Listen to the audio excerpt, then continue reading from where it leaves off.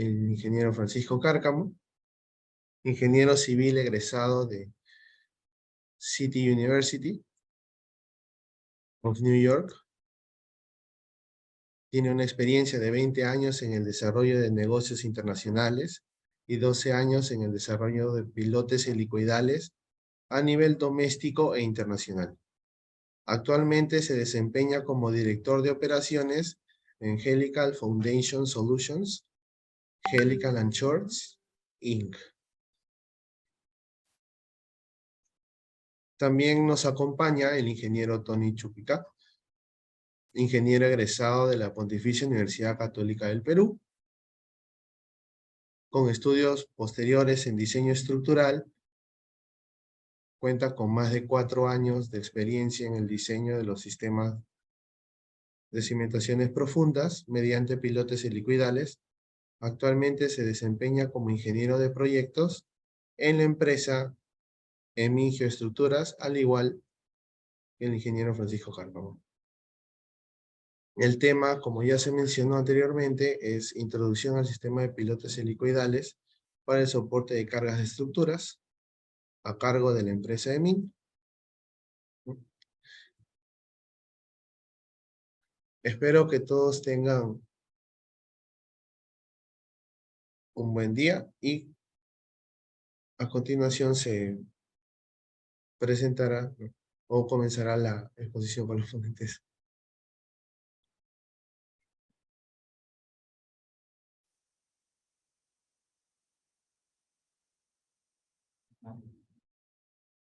Le doy pase al ingeniero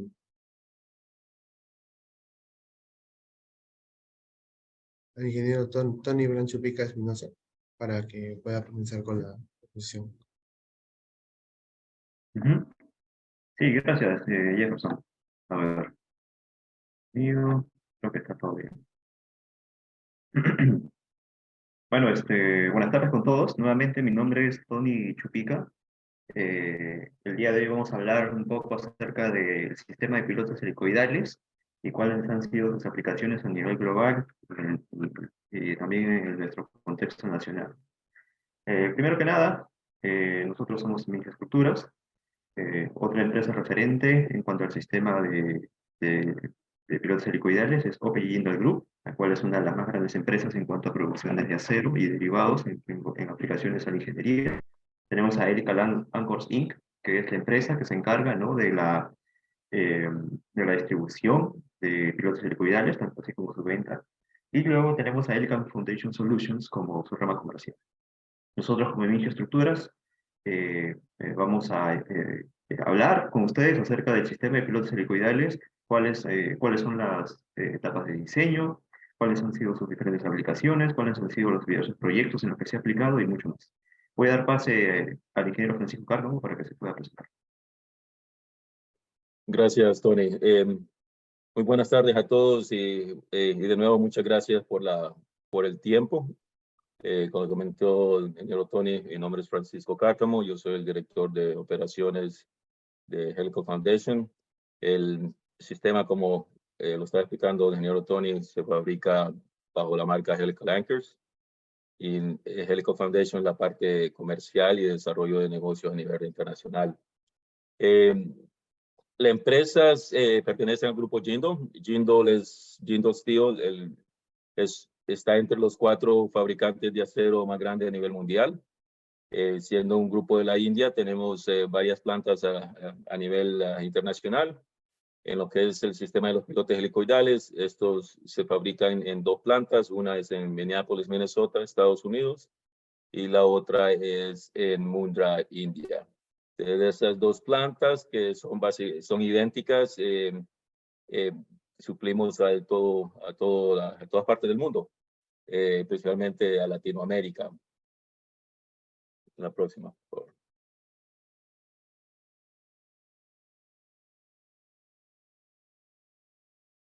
Vamos, ok.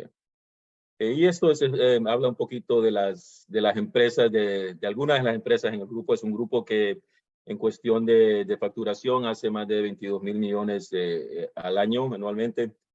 todo involucrado en acero. Hay varias compañías, por ejemplo, que se dedican a la fabricación de tuberías para perforación de pozos petroleros, como lo es Jindo Tubular.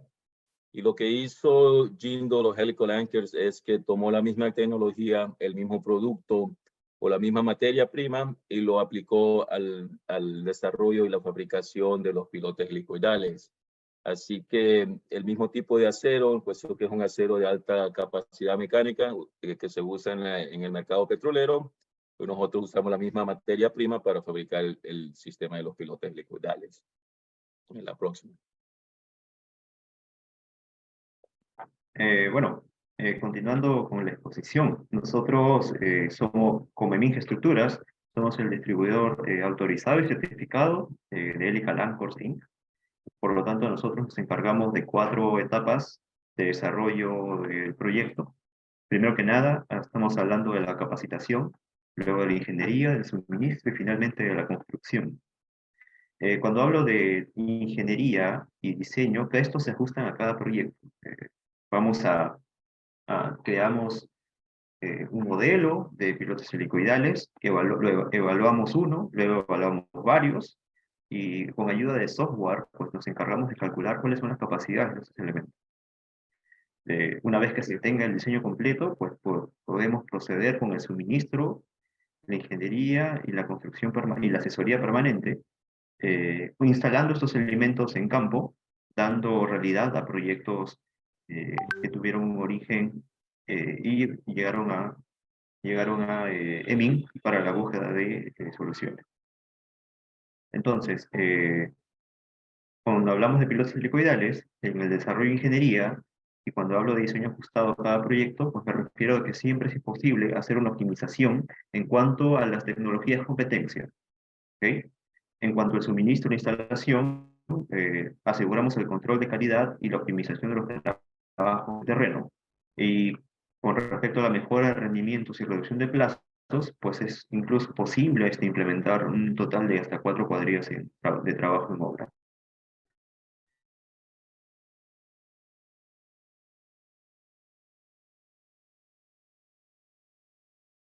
Todos estos puntos vamos a poder verlos con más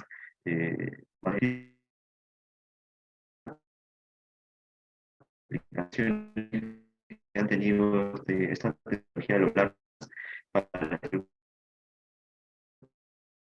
No te escuchamos. electricidad, para nuevas instrucciones, control de del sistema.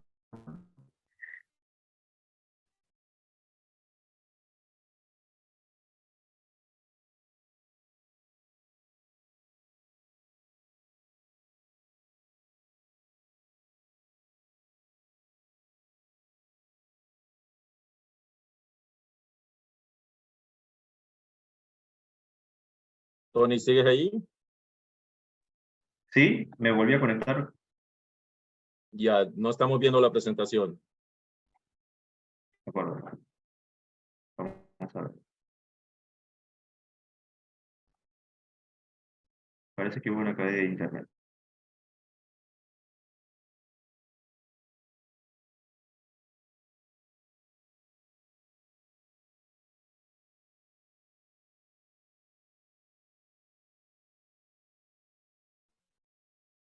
Sí, Entonces, un poco la historia del sistema no es el sistema no es algo nuevo, tiene más de 100 años en el mercado. Es un sistema que se fue desarrollado en Inglaterra, en Escocia, para ser más específico, por el ingeniero Alexander Mitchell. Los primeros usos del sistema en sí eran para faros y muelles. Y una vez que el sistema se empezó a expandir en el dominio británico, lo llevaron a Australia, a Nueva Zelanda, a la India, obviamente Estados Unidos. Y al mismo tiempo que el sistema se venía desarrollando, también se iban estableciendo normas del sistema en sí. En la próxima, por favor.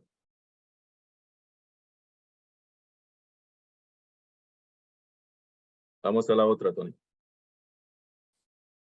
Es una de las cosas, déjame presentar, dame un segundo.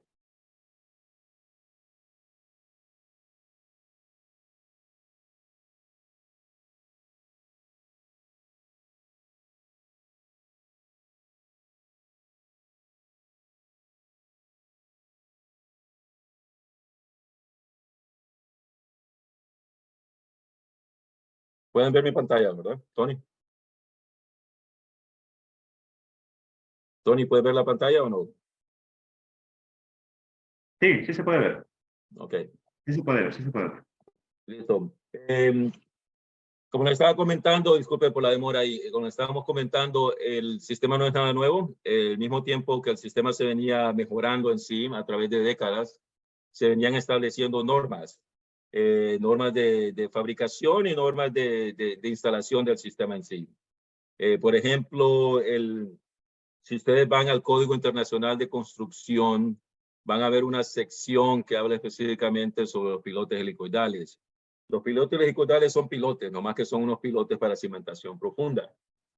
También va a ir diferentes instituciones, por ejemplo, como el DFI, el Deep Foundation Institute, que es una organización de académicos que se juntan constantemente para desarrollar normas y procesos de fabricación del sistema en sí. Hay otros países que lo han estandarizado, que lo han incorporado a sus códigos de construcción. Por ejemplo, el Instituto Canadiense de Geotécnica, el Instituto Costarricense de Electricidad en Costa Rica, países como Nueva Zelanda, Australia, la India, obviamente Norteamérica, la Comisión Federal de Electricidad en México, lo han establecido como normas, como una opción para sus cimentaciones o empresas como Transelec, que es una compañía grande en Chile, compañía de transmisión, lo usan bastante para sus torres de transmisión. Así que lo han incorporado a sus manuales de construcción como una opción adicional a cimentaciones de sus estructuras. Lo que es ¿qué son? Digamos, primero que nada es un sistema modular. Un sistema modular que se puede mejorar durante el proceso de instalación del sistema en sí. Consiste de una sección de secciones. Las secciones vienen estandarizadas. Digamos, las secciones vienen entre 1 metro, 1,5 metros, 2 metros y 3 metros. Ahora, si el proyecto requiere que el sistema o que las secciones sean de mayor longitud, se pueden fabricar. La primera sección, o que le decimos la sección Lean, es la sección que va a llevar la mayoría de las hélices. Ahora, es un sistema que genera capacidad en punta. Esas capacidades lo están generando las hélices que se le ponen al sistema en sí.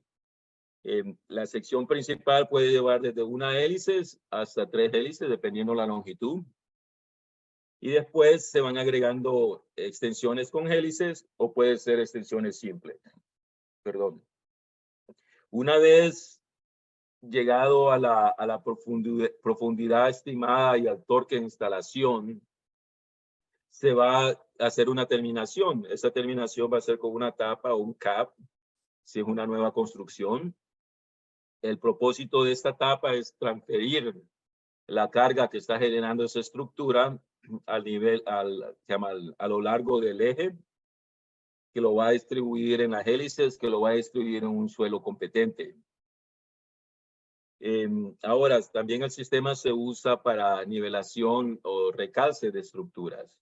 Esta terminación es un poco diferente. Esta terminación es un bracket, un sistema tipo L que se acopla a la estructura o a la cimentación existente. Primero que nada, para ver que el sistema sea viable, necesitamos entender las necesidades los requerimientos y las necesidades y las limitaciones del proyecto en sí. Necesitamos tener una mecánica de suelo y también necesitamos obviamente tener las cargas que se necesitan soportar. Y como les comentamos, el concepto es un tornillo. Como pueden apreciar aquí en la foto de la mano derecha, es un tornillo que se va atornillando en el suelo. No es una broca. El propósito de una broca es abrir un hoyo. El propósito del sistema helicoidal es atornillarse, llegar a ese suelo competente donde va a generar esa capacidad en punta. Comparado a otros métodos tradicionales que hay en el mercado, digamos, por ejemplo, como preexcavados, pilotes hincados, el sistema helicoidal no necesita hacer ninguna perforación, ya que se va atornillando. Usualmente, la mayoría de las veces, una retroexcavadora es lo más común para usar para poder instalar el sistema. Y todo lo que ustedes pueden apreciar en esta foto es lo que necesitan para instalar el sistema. Aparte del piloto en sí, una rotaria, un motor hidráulico que le va a dar esa rotación, toda esa instalación. Y ese motor va acoplado a una maquinaria y esta maquinaria le va a surtir la fuente hidráulica que necesita para darle esa rotación en sí. Uno de los beneficios del sistema es bien amigable ambientalmente. Primero que nada, en la mayoría de las veces se puede eliminar completamente el concreto, o en otras veces se va a disminuir el volumen de concreto que se va a usar. Otra cosa es que, como pueden apreciar aquí en esta foto, el disturbio en el sitio donde va a instalar el sistema en sí es mínimo. No se está haciendo ninguna perforación, una preperforación, así que no hay exceso de material que se necesita remover. Una maquinaria desde un sistema portátil hasta una retroexcavadora o excavadora se puede usar para instalar el sistema. Y otra de las cosas es que, como siendo un sistema modular, se puede llevar en secciones y no necesita un espacio grande para poder instalar el sistema en sí. ¿Quieres tomar aquí, Tony? Claro, claro que sí. ¿Proyectas tú? ¿Proyecto yo? Yo sigo, dale. Ya, está bien. Vamos a la siguiente.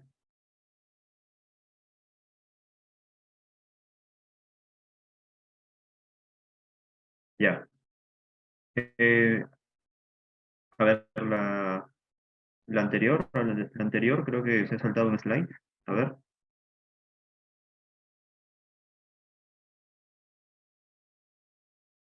¿Está actualizado? Ya, eso está bien. A ver, hablemos rápidamente sobre el diseño, ¿no? Que tal vez es algo que llama la atención aquí a varios. Eh, eh, Individualmente el análisis no parece tan complejo como que parece. Primero vamos a hablar acerca de la capacidad última de un pilote helicoidal. Para ello, mediante unos cálculos técnicos y mediante un parámetro llamado de correlación llamado KT, se hacen y mediante unas pruebas de carga in situ es posible obtener la capacidad última de un piloto helicoidal. Ahora, hay dos tipos de instalación, ¿no? El primero es superficial, que es la primera imagen de la izquierda, y la segunda, que es la imagen de la derecha. Se acostumbra, si nosotros queremos ofrecer un servicio de cimentación profundas, tenemos que asegurar que se cumplan los requisitos de dimensión de la imagen de la derecha, ¿no? Entonces, se debe respetar cierta distancia de la hélice con respecto al nivel de terreno natural y también se debe respetar cierta distancia entre hélices. ¿Por qué? Vamos a la diapositiva para poder ver ello. Ah,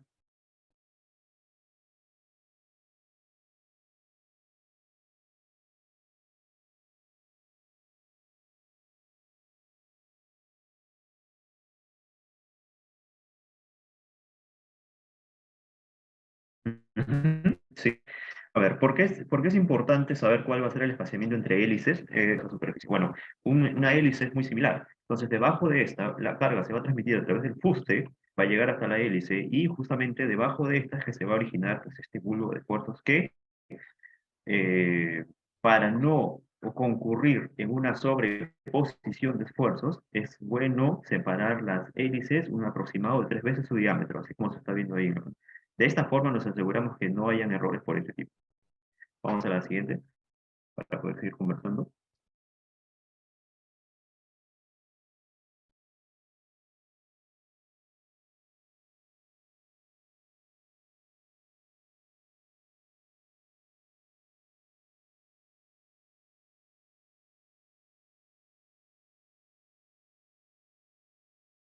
Ah, ya.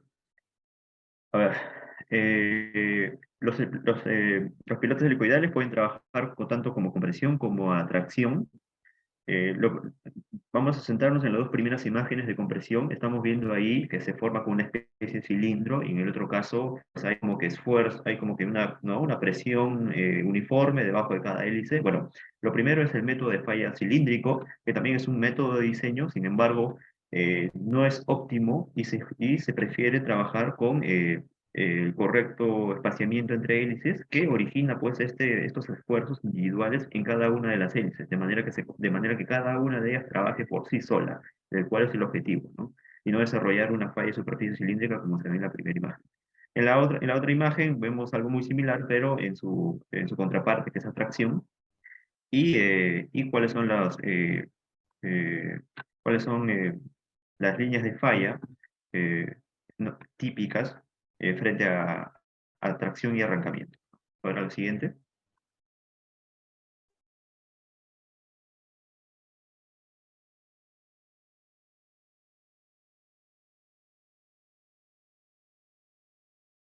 A ver, entonces, cuando uno piensa en diseñar pilotos helicoidales, primero tiene que tener en cuenta las siguientes consideraciones, ¿no? Para empezar, ¿cuánto es la capacidad total de mi piloto helicoidal? Bueno, va a ser igual a la suma de las capacidades de cada una de las hélices. Tan simple como eso. ¿Cuál es la capacidad? Cuando hablamos de pilotes, hablamos siempre de capacidades en punta y hablamos también de capacidades a fricción. ¿Cuál va a ser mi capacidad de fricción acá? Pues va a ser igual a cero. El fuste, en realidad, el fuste de acero tiene unas dimensiones tan pequeñas que no lo vamos a considerar en el análisis y por lo tanto, eh, simplemente no va a estar dentro de las fórmulas. ¿Y cuál es la capacidad por punta del fuste? También igual a cero. Lo que vamos a tener acá son diferentes capacidades por punta, llamémoslo así, que van a ser otorgadas por cada uno del trabajo de las hélices. Nada más. Ahora, la siguiente.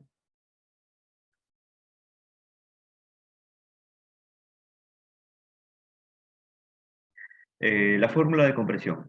¿Qué es lo que podemos observar acá? Primero, que tenemos el símbolo de sumatoria. ¿Eso qué significa? Que pues, va a sumar cada uno de los aportes de cada una de las hélices. Luego vemos el término AH. ¿Qué significa AH? Bueno, es el área de la hélice. Entonces, estamos todos de acuerdo de que la capacidad es proporcional a las dimensiones del área.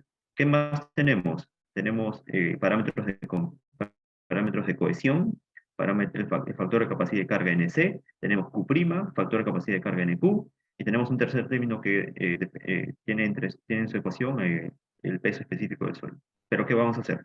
Para suelos cohesivos, el NC va a ser igual a 9, y por lo tanto el ángulo de flexión es igual a 0. Si el ángulo de flexión es igual a 0, nos olvidamos del segundo término, ¿vale? Porque justamente el factor de capacidad de carga NQ depende del ángulo de flexión. Si vamos a trabajar en suelos granulares, pues el NQ, el factor de capacidad de carga NQ, va a ser igual a la expresión que estamos viendo ahí, 0.5 por 2 veces el ángulo de fricción, elevado pues a la fricción entre 54, para poder tener un estimado de ese término. Pero si nosotros trabajamos con ángulo de fricción, recordemos que para el análisis de suelos glandulares, la cohesión es igual a 0, por lo tanto nos olvidamos del primer término de la ecuación.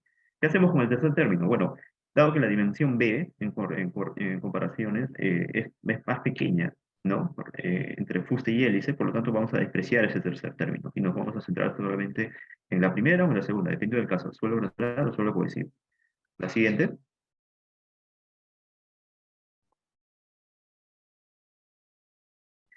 Bueno, rápidamente, acá tracción es la misma lógica, solamente que, bueno, ahora, las cargas ahora ya no van a ser a compresión, sino a tracción, y no hay mucha variación. A la siguiente.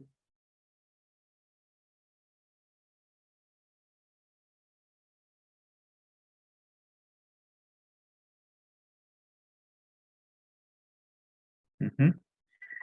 Sí, entonces, ¿cuál es la capacidad última de un pilote? La suma de las capacidades individuales de cada hélice y nada más. ¿Y cuál es la capacidad individual de cada hélice? Bueno, va a depender del área, va a depender de la cohesión, en caso de ser cohesivos, va a depender de la presión de sobrecarga efectiva, en el caso de los glandulares. Solamente para que se acuerden, la presión efectiva va a ser igual a el peso específico por la profundidad a la que se encuentre esa hélice. Y bueno, los factores de capacidad de carga NC y NQ dependiendo de qué suelo estamos analizando, sea cohesivo o sea granular. En la siguiente.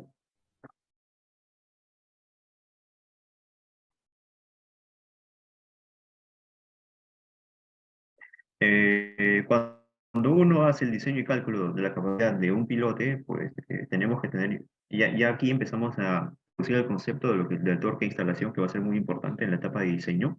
Lo que vamos a hacer es que con softwares adecuados vamos a calcular cuál es la capacidad de cada una de las hélices en función a la información técnica que tenemos, ¿no? Ahí se está viendo cómo se hace un modelamiento del suelo, a qué profundidad las hélices, y en base a eso se genera una capacidad en cada una de ellas.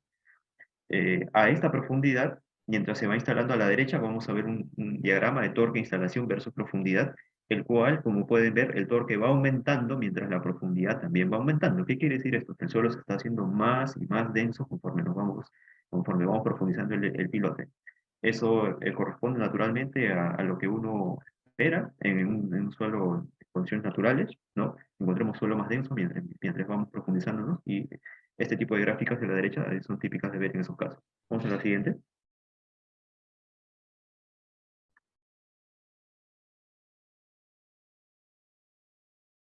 Ujú. Bueno, luego de que se hizo la evaluación individual, lo que ahora que tenemos que hacer es evaluar el comportamiento grupal de pilotes. Sé que hay fórmulas para poder castigar con términos de efectividad, para poder saber cuánto es el aporte total de un grupo de pilotes, pero en este caso lo modelamos en softwares especializados para evaluar grupos de pilotes, tal como se está viendo ahí, y a la derecha se puede ver un diagrama de momento versus profundidad, en el cual pues, nos ayuda a determinar si las condiciones de diseño son adecuadas en el fuste del piloto.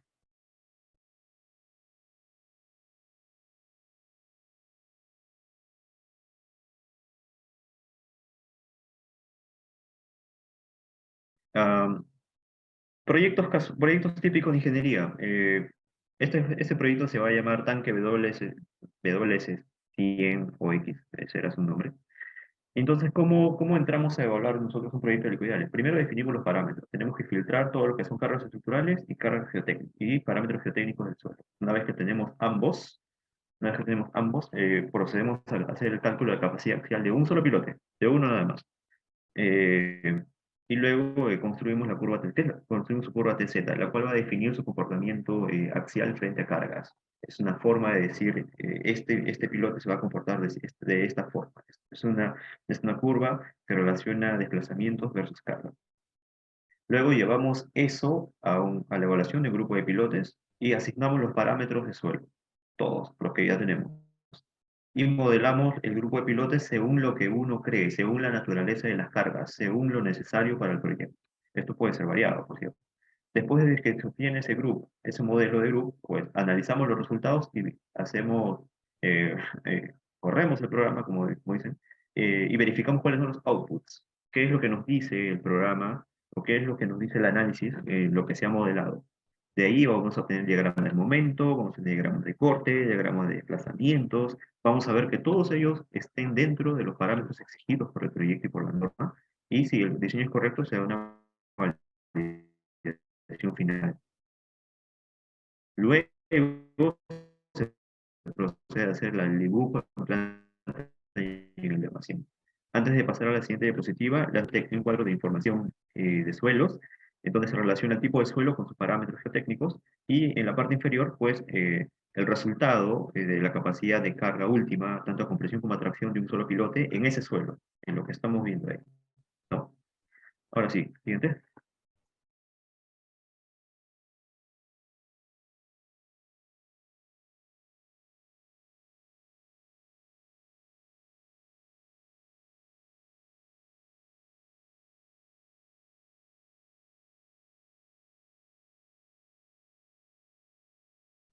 ¿No lo está viendo? Ya.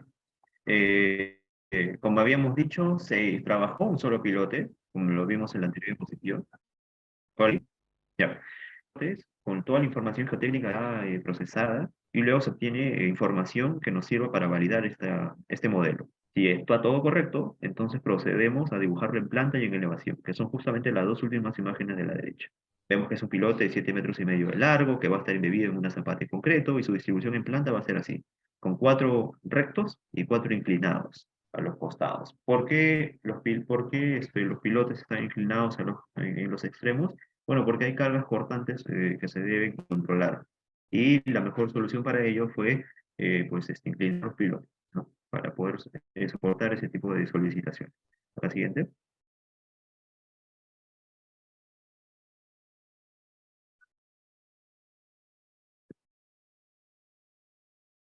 Ya en cuestión de, perdón, del tipo de material que usamos, como estábamos comentando al principio, el sistema se ha venido estandarizando más últimamente.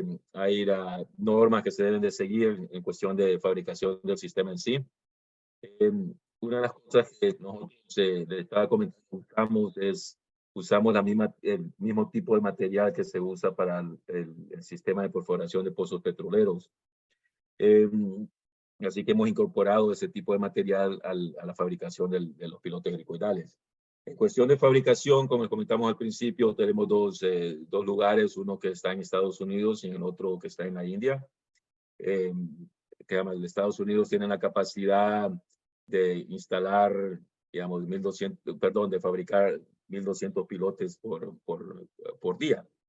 Y la India tiene la capacidad también de fabricar unos 1.200 pilotes por día. Las dos plantas están automatizadas. Las dos plantas pueden trabajar, dependiendo la temporada, pueden trabajar las 24 horas, los 7 días de la semana.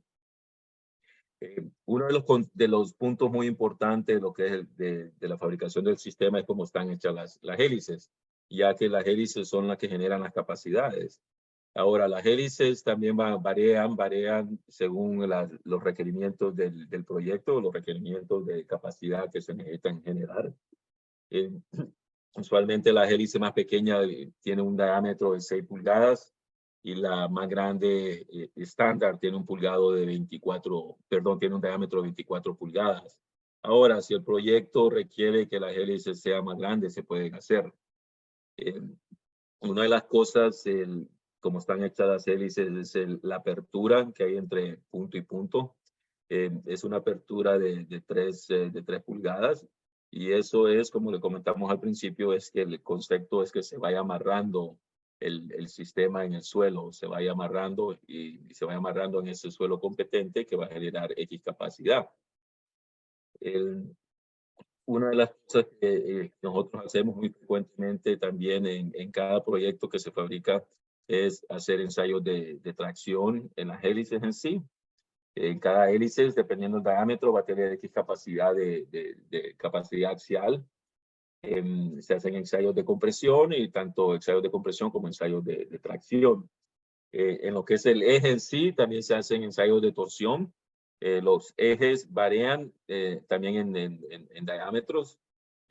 Puede variar de 2.6 pulgadas en diámetro hasta 20 pulgadas en diámetro. De nuevo, todo va a depender de los requerimientos del proyecto. Y cada eje tiene una capacidad de torsión última. Aquí podemos ver una tabla que muestra los diferentes diámetros que hay estándar del eje en sí. Podemos ver en la segunda columna que va desde 2.3 pulgadas hasta 7 pulgadas en diámetro. Después la tercera columna muestra el espesor de la pared. Después tenemos la capacidad última atracción y esto es basado en la capacidad mecánica del acero en sí. Nosotros usamos un tipo de acero grado 80 mínimo. No importa si es un pilote de 2 pulgadas, 2.3 pulgadas en diámetro o un pilote de 7 o 10 o 20 pulgadas en diámetro. Todo se fabrica con el mismo tipo de acero, que es un grado 80 mínimo.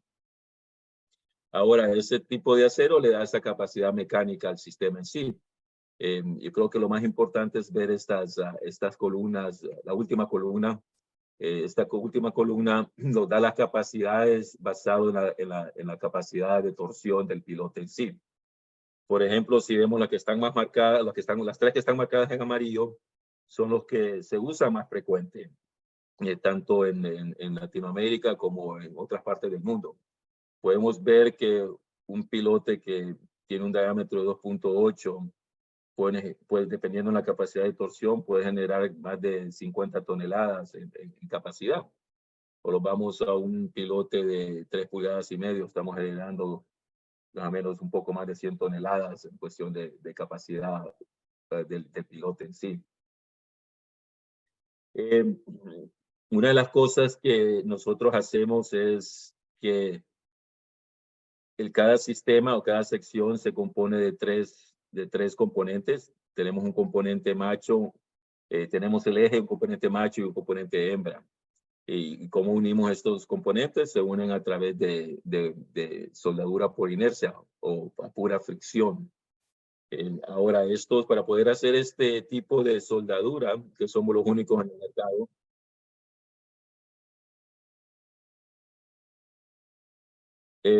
bueno, tenemos aquí el eje y después lo vamos a llevar a X rotación, a X presión y a X tiempo.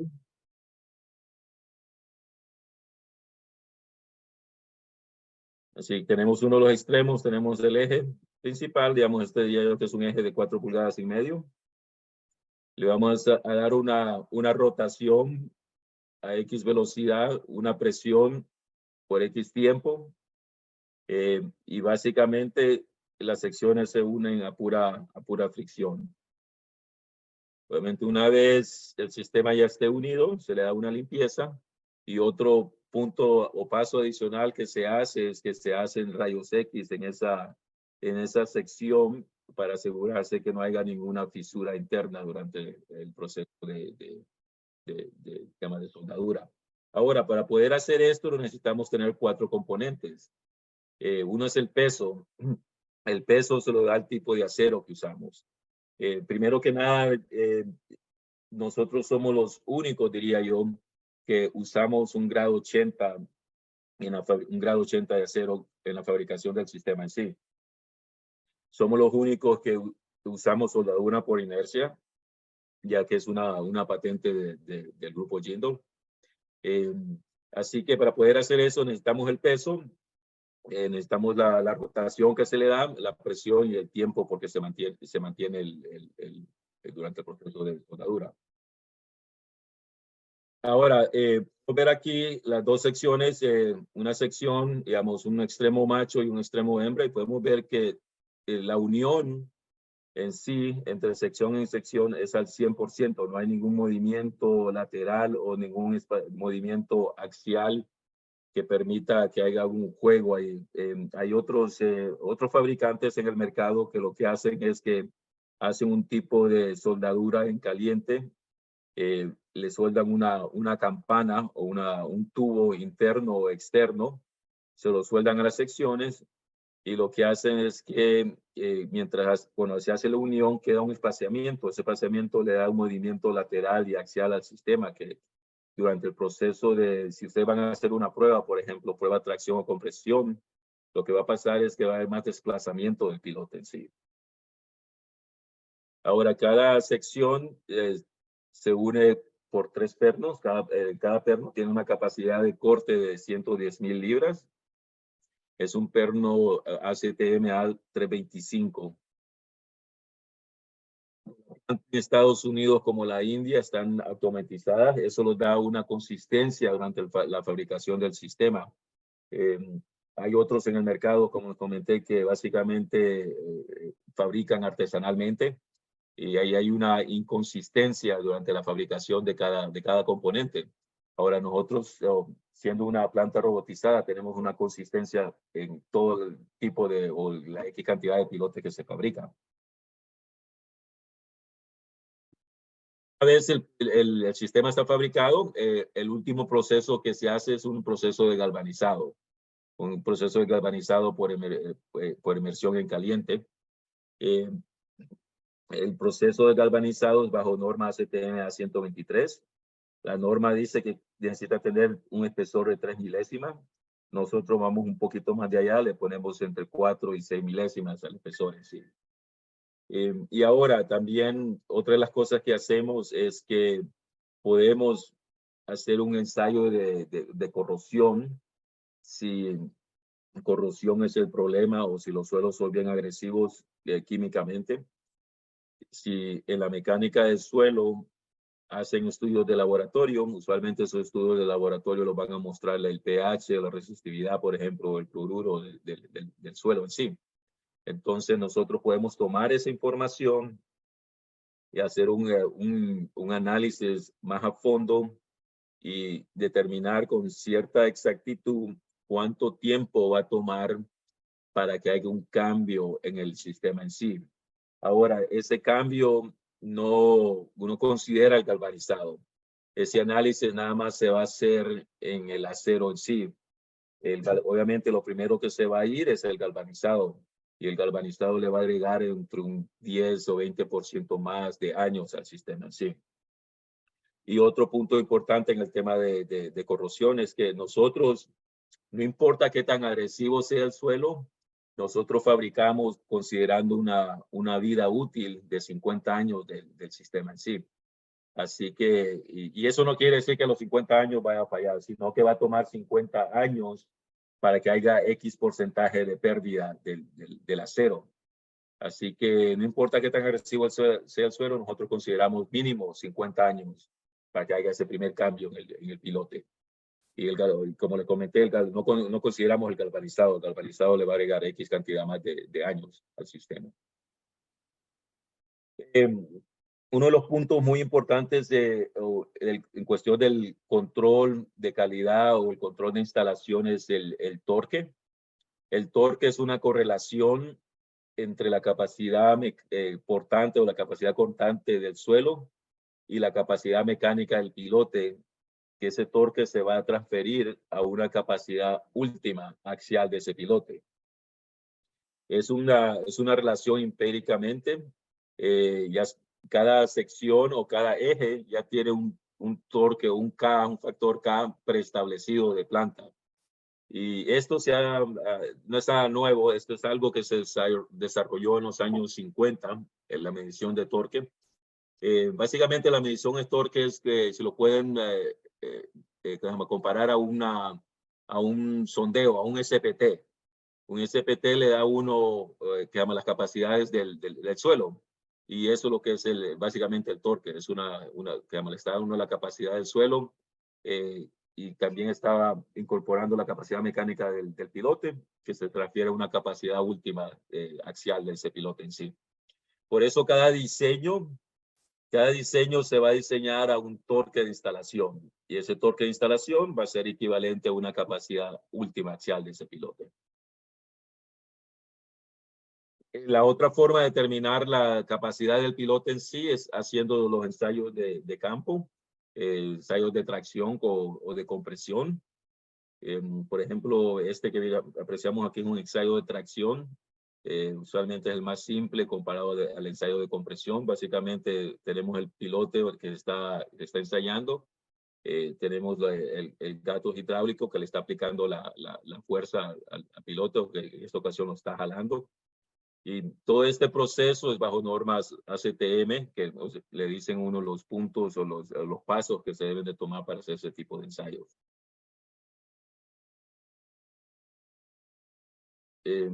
Y este es un ejemplo digamos, por ejemplo, esto es una casa, digamos, puede ser una casa o un edificio, lo que sea.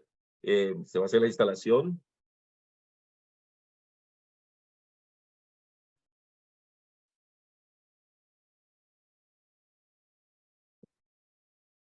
Tenemos que ver aquí la instalación o la huella. Se van a instalar los pilotes, y los pilotes se van a instalar verticalmente. Tenemos que tener un espacio mínimo centro a centro de un metro entre pilote y pilote. Así que se van agregando extensiones hasta llegar hasta ese torque de instalación, a esa profundidad determinada y ese torque de instalación. Una vez instalado el pilote, se va a terminar con la tapa de terminación. Como les comenté, esa etapa de terminación el propósito es transferir la carga que está generando la estructura, que lo va a transferir al eje que lo distribuye en el suelo competente. Una vez ya instalado el sistema, ya uno puede empezar a hacer su zapata aislada o su zapata corrida.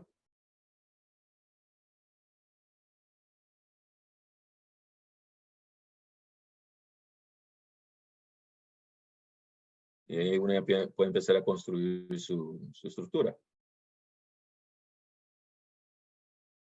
Pueden ver cómo queda embedida el pilote o el cabezal de terminación en la estructura en sí. En la cuestión de obras, digamos, de nuevo, el sistema no se puede aplicar en cualquier tipo de estructura, no importa si es un edificio, si es una casa, si es una torre de transmisión, si son talúes, un poste de iluminación, no importa qué tipo de estructura sea. Así que, como todo, tenemos que hacer una ingeniería para determinar el tipo de pilote, las profundidades, obviamente las cantidades por columna, si es una estructura grande. Diferentes proyectos que se han hecho a través de los años, por ejemplo, este proyecto en Costa Rica. Este es un edificio de 3 niveles, es el nuevo Archivo Nacional del gobierno costarricense. Este se hizo en el 2015, me parece. Una de las ventajas aquí que mostró el sistema helicoidal comparado a otras opciones, el tiempo. Aquí se instalaron 415 pilotes en 15 días con 3 cuadrillas. Ahora, la otra opción que tenían era básicamente una losa inmensa que iba a tomar más o menos unos 3 a 4 meses en ser construida. Se hizo el diseño, se propuso el tipo de pilote y de nuevo, como les comenté, se instalaron los 415 pilotes básicamente en menos de 20 días. Vamos a apreciar aquí una foto en planta de los pilotes. Podemos ver aquí cómo quedaron incrustados en la cimentación o en la losa. Otra de las aplicaciones muy común, especialmente en Latinoamérica, son en la parte eléctrica, sea línea de transmisión o subestaciones. Se ha hecho bastante, ¿no? Subestaciones y líneas de transmisión en países como Chile, en Colombia, en Perú se han hecho algunas líneas con el sistema. Prácticamente en la línea de transmisión es que necesitamos un cabezal para poder unir las cantidades de pilotos por pata de la torre. Pero la ventaja es que está disminuyendo ese volumen de concreto. Así que en vez de ir, digamos, a unos 4 o 5 metros de profundidad, básicamente necesita un pequeño dado de concreto para poder unir la cantidad de pilotes por pata. En otras ocasiones podemos eliminar completamente el concreto y hacer una conexión tipo acero a la estructura de las torres, a las torres en sí, a las patas de las torres. Como en esta ocasión, en esta torre que se hicieron 91 torres de esta línea, es la primera línea de esta capacidad en Chile, y 91 torres se pudieron construir con el sistema helicoidal. Y la mayoría de estas 91 torres quedaron con una tipo acero. Aquí una cuadrilla estaba haciendo más o menos una torre y media cada 2 días. Así que la velocidad con lo que se puede instalar el sistema es grande. Usualmente se pueden instalar entre 20 a 28 metros lineales por hora. Obviamente hay varios factores que van a influir, como por ejemplo el tipo de maquinaria, lo hábil del operador, pero por lo general se puede ver un rendimiento entre 20 a 28 metros lineales por hora. En proyectos allí mismo en el Perú, digamos en Iquitos, para ser más específico, también se han hecho líneas de transmisión con el sistema. Por ejemplo, esta línea que se hizo en el 2016, me parece. Ahí ven diferentes tipos de pilotes, a diferentes de profundidades. Y también se pudo hacer una conexión tipo acero a la estructura, o en esta ocasión a las torres. Y esto fue básicamente el año pasado. Tuvimos la oportunidad de ir a ver alguna de estas torres y podemos apreciar aquí que los pilotes están básicamente como que fueron instalados hace un par de meses atrás. En proyectos también aquí en Talara. No sé, Tony, ¿te lo puedes explicar un poco más de ese proyecto? Sí, sí, claro que sí. Voy a mantener la cámara apagada debido a que estaba teniendo problemas de conexión.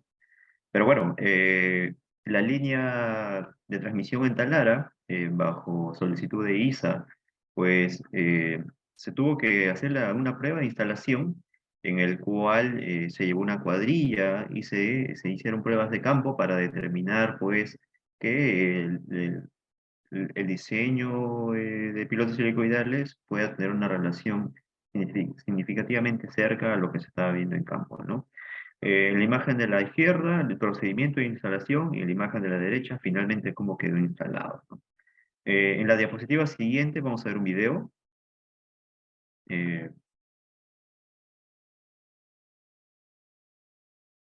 ujú, sí, este. Es un video en cámara rápida donde se muestra pues cómo una retroexcavadora está conectada pues a una rotaria, este un torquímetro y este el pilote. Se ubica el pilote en el punto donde va a ser instalado y mediante rotación nada más, pues se lleva el pilote hasta cierta profundidad y primero se introduce el lead y luego se introducen pues las secciones libres, las que no tienen hélices, y el pilote va a ser así instalado por partes hasta que llega a la profundidad de diseño, ¿no? Y más que nada para que también llegue al torque de diseño, que es lo que se está buscando, ¿no? En el fuste vemos cómo había marcas de color rojo, esos son marcas que están distanciadas un pie en cada una de ellas, las cuales justamente permiten el registro de torques más fácil por pie, ¿no? La siguiente diapositiva.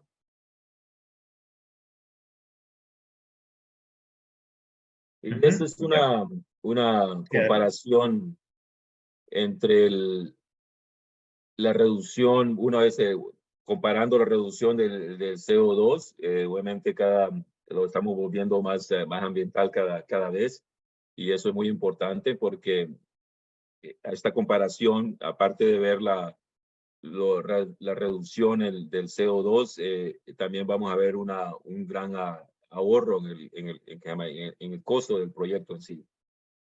Tenemos que esta es una torre de telecomunicación, tenemos la torre en sí, que es un preexcavado, y tenemos los tirantes, que usualmente es un muerto, digamos, un bloque de concreto de X diámetro.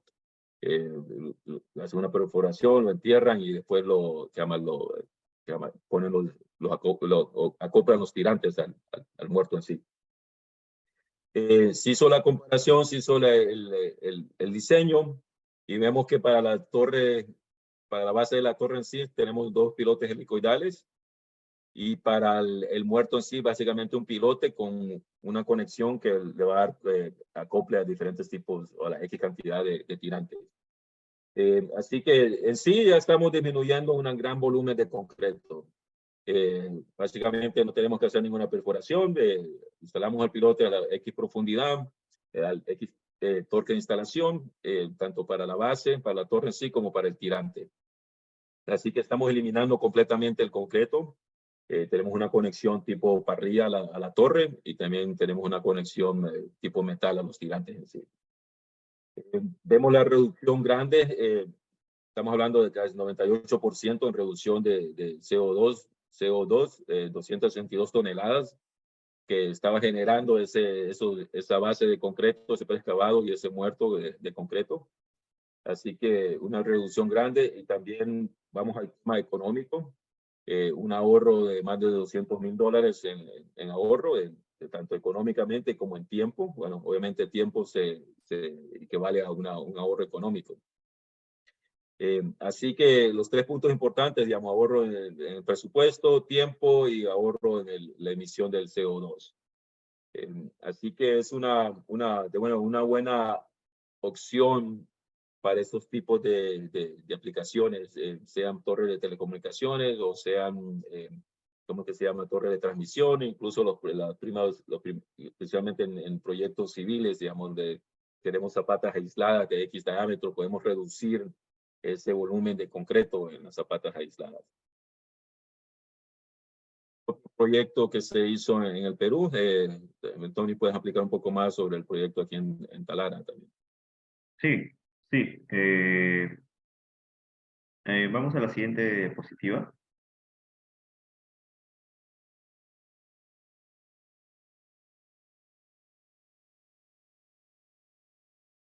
Ujú. Bueno, en la refinería de Talara llegamos a aplicar la tecnología de pilotos helicoidales. Creo que aquí vale la pena mencionar el hecho de que la mayoría de las estructuras que se estaban evaluando en esta área fueron hechas o diseñadas con pilas de agregado compactado, que es una técnica de mejoramiento de suelos, que creo que fue explicado el día lunes en esta semana de ingeniería. Sin embargo, había cierto tanque cuya cimentación se encontraba en una esquina a la cual no podíamos acceder con las maquinarias para producir las pilas. Dicho esto, eh, había mucha interferencia de tuberías aéreas, los espacios eran reducidos y por esa misma razón se orientó el diseño a pilotes helicoidales. En este caso, la cimentación del tanque tuvo que ser apoyada en 8 pilotes, ¿no? Como los que se están viendo en la imagen de la derecha, eh, y sobre ello pues se hace el vaciado de la cimentación para finalmente construir la estructura, ¿no? Podemos ir a la siguiente diapositiva.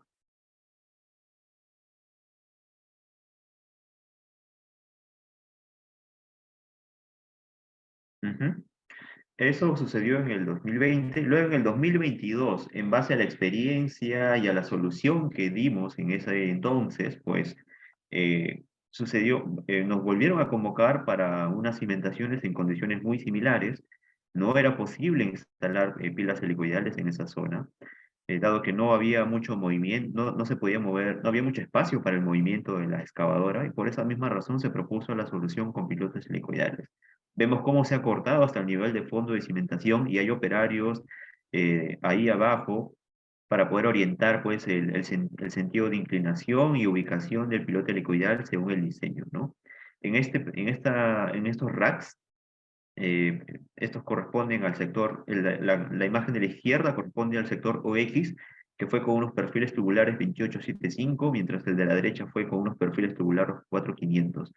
Me parece que el ingeniero Francisco ya ha dado a conocer cuáles son las diferencias entre los códigos de los perfiles tubulares, pues unos son más delgados y otros más gruesos, dependiendo de las solicitaciones de cargas, ¿no? Siguiente.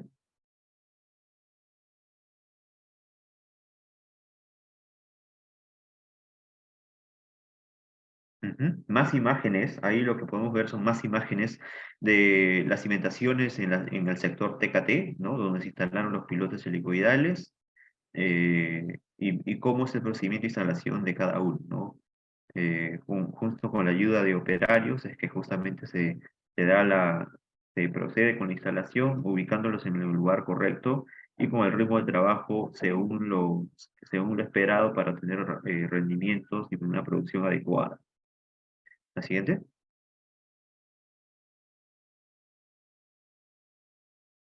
Este, Sí, a ver, adelante, Francisco.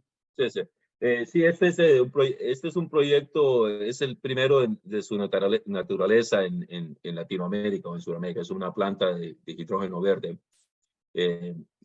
Se construyó por un consorcio de Siemens, Enel Green Power y la Mercedes-Benz.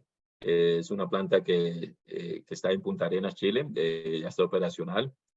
Aquí la estructura principal, que es el tanque de agua, está bajo el sistema helicoidales, no se pueden apreciar, se instalaron 185 pilotes a una profundidad de más o menos entre 5 y 6 metros de profundidad. Lo que tenían ellos originalmente era básicamente cortar una profundidad de unos entre 4 metros y 4 metros y medio de puro suelo. Y después, digamos, rellenarlo con concreto, que sería la losa de la estructura en sí. A través de nuestros colegas en Chile se consiguió la información necesaria para poder hacer el diseño y basándose en las cargas que estaba generando esta estructura, el tipo de suelo, se determinó que se necesitaban 185 pilotes. De nuevo, ahora en vez de cortar esos 4 metros y medio de suelo, volver a compactar, después poner armadura, después de vaciar el concreto, solo se hizo una cortadura de más o menos de 1 metro, menos de 1 metro.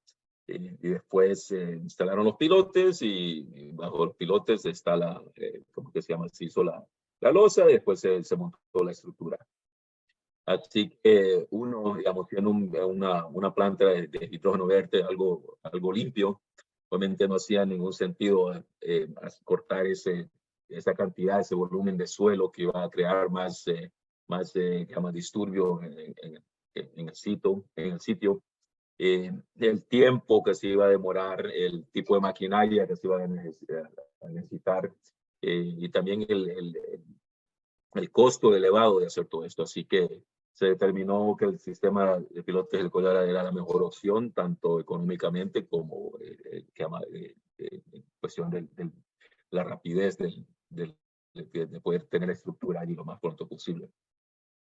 Otro de las aplicaciones del sistema es para renivelar estructuras o recalces o reforzamiento de estructuras. Es una aplicación muy común, especialmente aquí en Estados Unidos. Lo que se hace es que se llega a la base de la estructura en sí. A ver un video.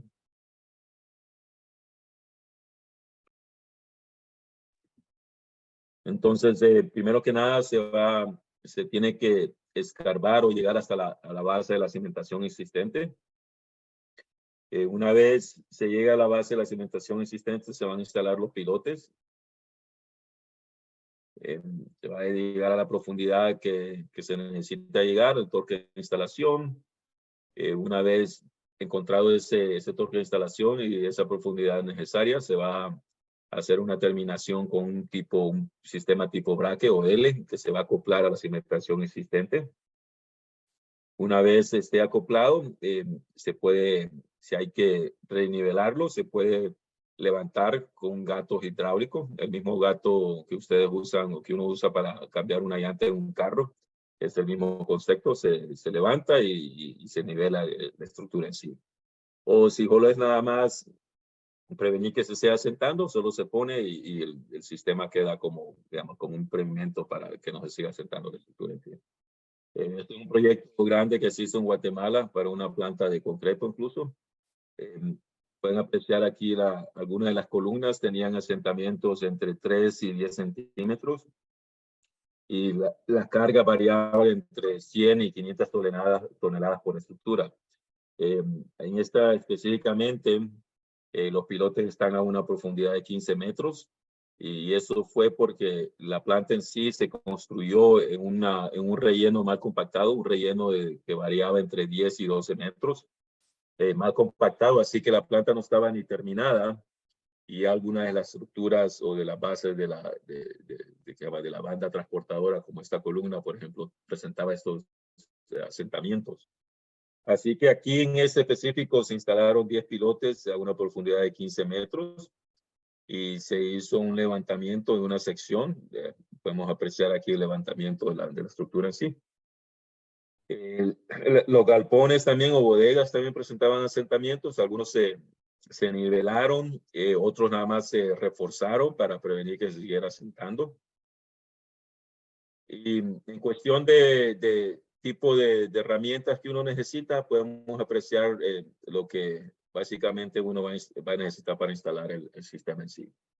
En lo que es cuestión del diseño, el diseño obviamente del pilote, el pilote le va a dictar el tipo de motor que necesita uno rotaria para instalar el sistema en sí y el motor le va a dictar el tipo de maquinaria. Todo es relacionado. Pero pueden apreciar que puede ser de una mini cargadora hasta una excavadora para poder instalar el sistema. Por lo general, uno va a usar una retroexcavadora o una mini cargadora para poder instalar el sistema.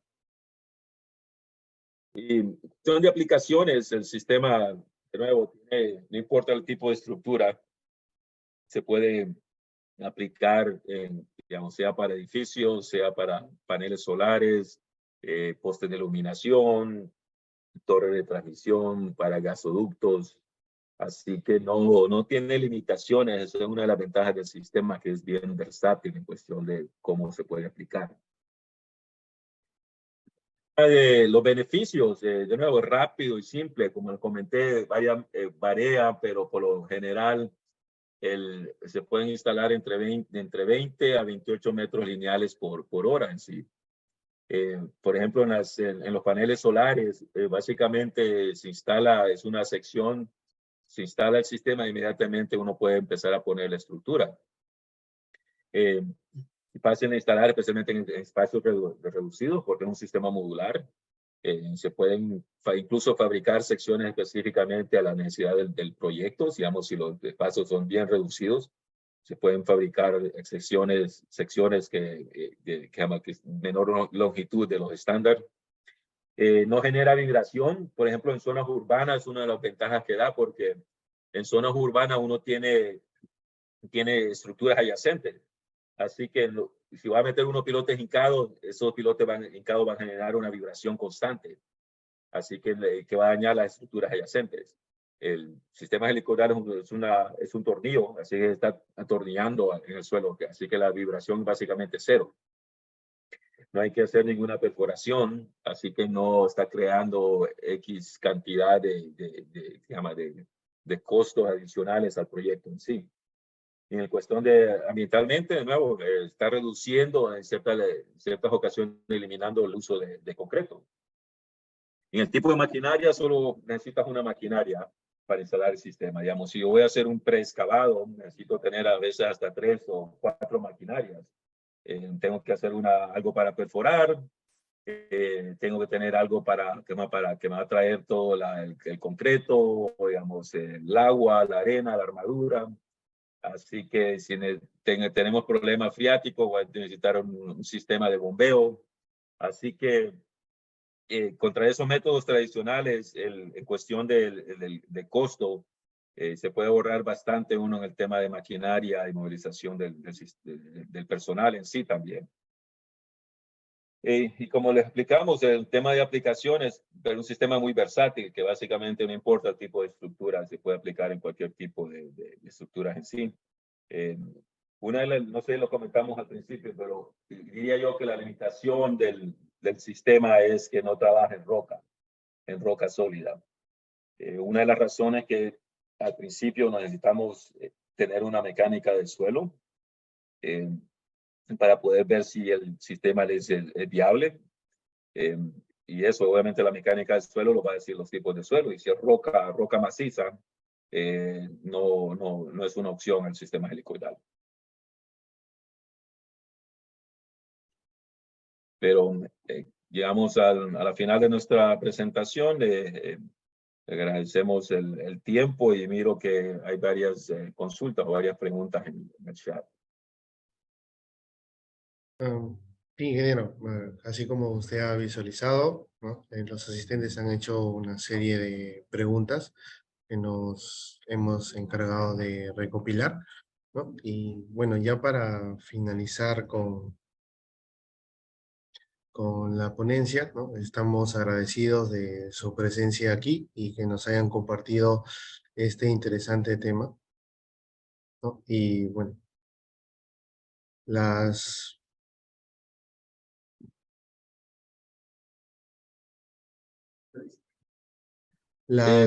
preguntas que se han realizado los asistentes, ¿no? Por ejemplo, han sido, ¿qué pasa cuando la punta del pilote helicoidal se encuentra con galgas, bolones mayores a 1 metro?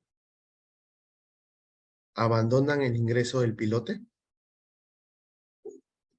Bueno, yo diría que, como acabo de comentar, para ver si el sistema es viable, necesitamos tener una mecánica del suelo. Yo creo que si vamos a encontrar este tipo de rocas, de bolones, lo va a decir la mecánica del suelo. Pero habiendo dicho eso, a veces, aunque se tenga una buena mecánica del suelo, estamos hablando de suelos, son bien inconsistentes y también varían.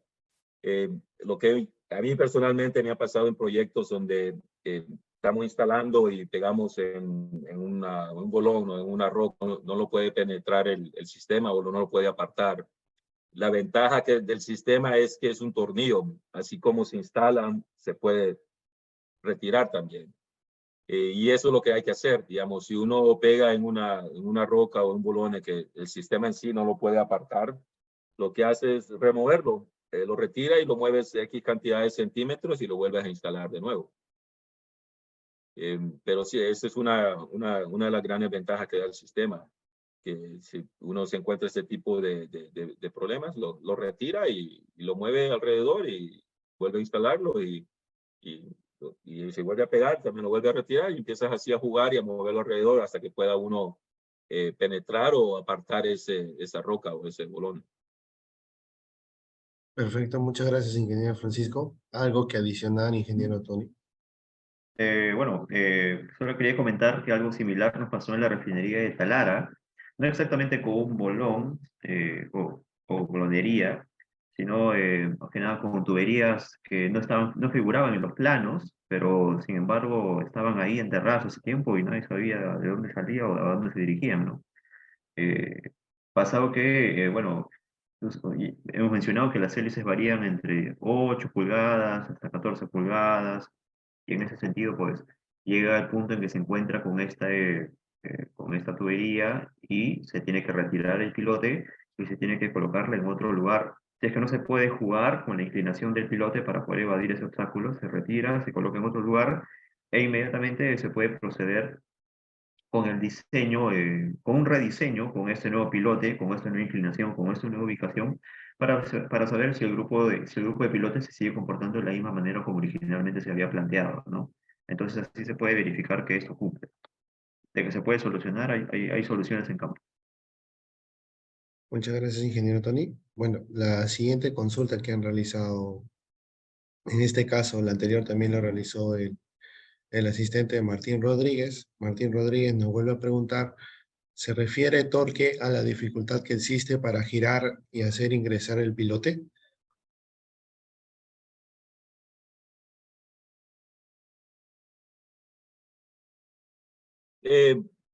Sí, básicamente el torque es una correlación entre la capacidad cortante del suelo y la capacidad mecánica del pilote, o es el esfuerzo que uno encuentra mientras se va instalando y va entrando a ese suelo denso, digamos, que se va a transferir a una capacidad última axial del pilote en sí. Por eso es que cada diseño está diseñado a un torque de instalación, porque ese torque de instalación lo dice la capacidad última del pilote, la capacidad axial última del pilote. Tony, Perfecto. no sé, ¿quieres agregar algo más? Sí, efectivamente, como tú dices, la capacidad última de un pilote está muy relacionada al torque. El torque es el concepto de torque que hemos venido conociendo desde la universidad, tiene unidades de momento, ¿no? Eh, Nosotros, bueno, en el caso del diseño con helicoidales se suele manejar mucho las unidades inglesas, que son libra a pie, eh, o- pero son unidades de momento, ¿no? Estos permiten asegurar de que mi pilote con tal capacidad X se va a instalar con tal capacidad en el campo. Cómo yo sé que mi pilote ha llegado a la capacidad X con la que yo lo he diseñado? Pues tengo que asegurarme que ha llegado a su torque de diseño, ¿no? A mayores torques, mayores capacidades. A menores torques, menores capacidades. Eso va a depender del perfil del pilote, perfil tubular. Eso va a depender de las condiciones del suelo, si me encuentro en suelos granulares, si me encuentro en suelos cohesivos. De repente, en suelos granulares tal vez la solución es irme más profundo o aumentar el número de hélices. En suelos cohesivos tal vez mi solución es aumentar el número de hélices. Entonces es variable dependiendo de las condiciones del proyecto. Pero están muy ligados, están muy relacionados debido al sinfín de pruebas en campo que se han realizado con pilotos helicoidales. La capacidad última de un pilote y el torque están directamente relacionados. Perfecto, muchas gracias. La siguiente consulta que nos ha proporcionado Alejandro Zamora es, usualmente en las cimentaciones profundas se tiene una gran dispersión de resultados con lo que respecta a la estimación de la capacidad de carga del pilote, ya sea por el autor o por la metodología seleccionada. En pilotes helicoidales específicamente, ¿qué tanta es esta dispersión para la estimación de la capacidad de carga del pilote y qué tanta es la variedad de metodologías que se puede seleccionar para poder estimar las propiedades del suelo en el que se realiza. ¿En qué casos es factible considerar factores de ajuste a estas fórmulas generales que se han presentado o que se poseen y cómo se calibrarían estos resultados para que sean más reales?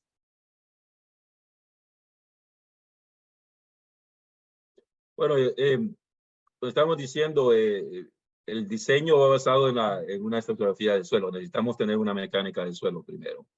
Esa mecánica del suelo nosotros no la hacemos. Esa mecánica del suelo viene obviamente de una empresa que llama especializada en este tipo de estudios. Así que basándonos en esta mecánica del suelo, que obviamente lo van a decir todos los parámetros de los tipos de suelo, si es una arcilla, si es una arena, si son limos, son gravas, etcétera, suelos orgánicos.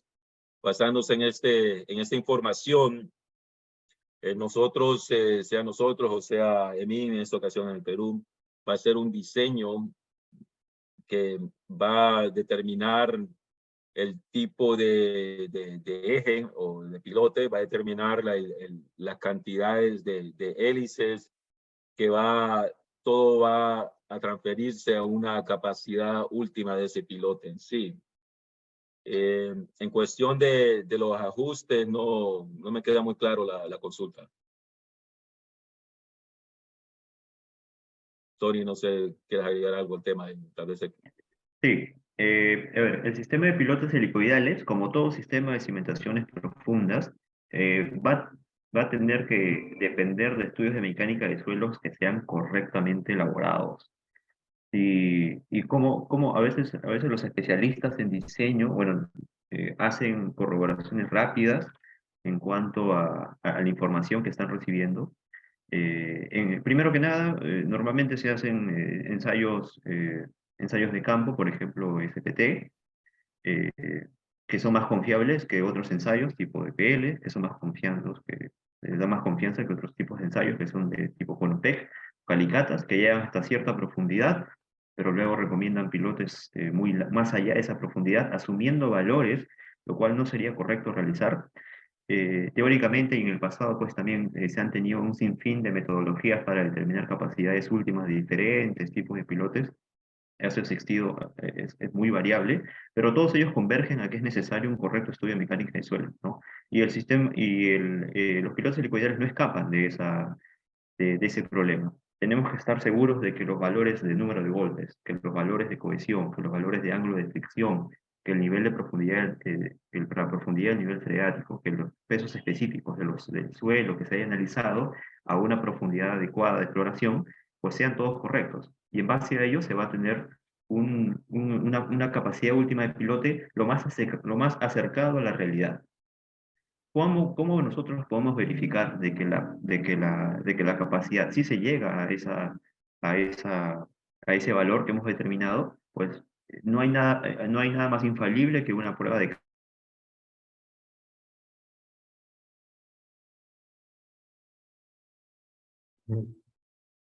Y creo que ha habido una... esta capacidad, ¿no? Y luego eso se puede ir comparando con las capacidades teóricas que tú tienes. O sea, infaliblemente no le puedes mentir al suelo, ¿no? Tú vas a instalar el pilote, haces tu prueba de carga y la capacidad que obtienes de tal profundidad es la que es. Ese sería el método infalible. Sin embargo, a veces hay que hacer trabajo de gabinete y hay que acercarse ya con un valor predeterminado para saber cuál es la capacidad esperada, ¿no?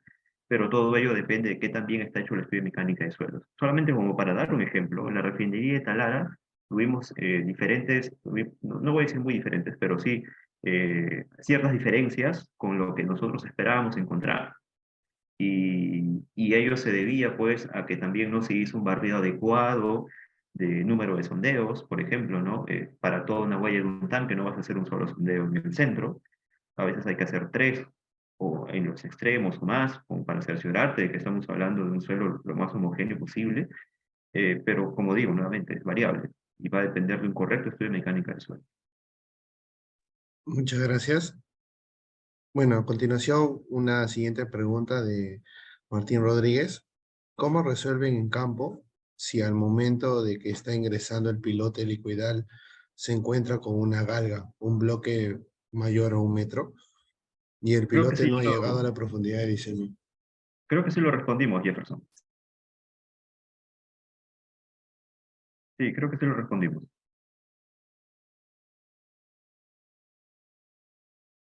Entonces, la siguiente pregunta sería, Stephanie Medrano, ¿cuáles son los métodos para saber cuánto de asentamiento voy a tener por grupo de pilotes? El grupo de pilotes es entre pilotes instalados a 90 grados y pilotes a 75 grados.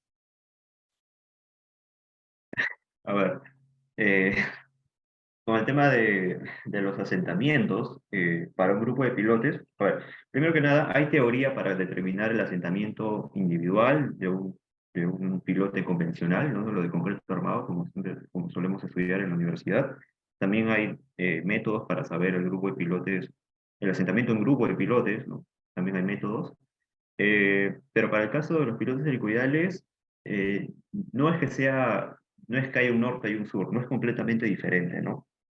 Así que, en ese sentido, podemos evaluar un piloto helicoidal con uno de los métodos que se han ido utilizando en el pasado y que no diré que es el más exacto del mundo, pero sí se acerca mucho a lo que se puede esperar, que es el método de, a ver, déjame acordarme. Am, a ver.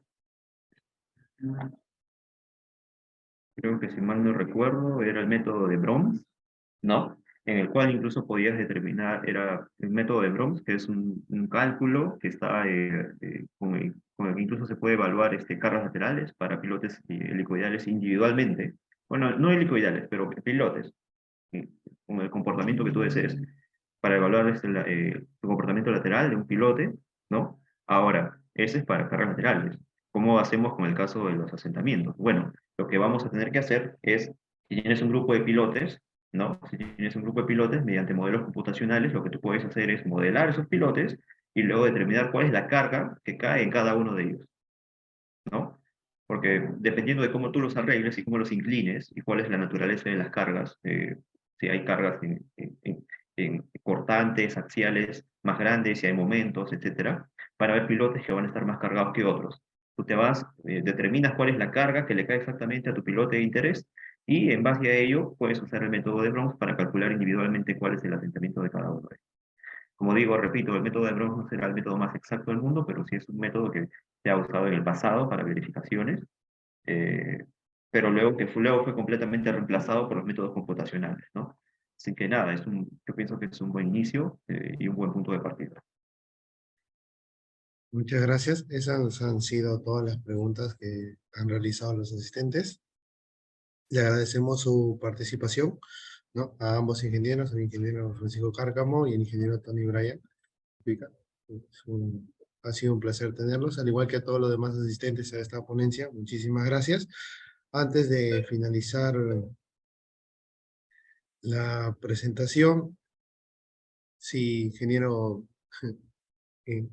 me podrían permitir compartir la pantalla. Muchas gracias.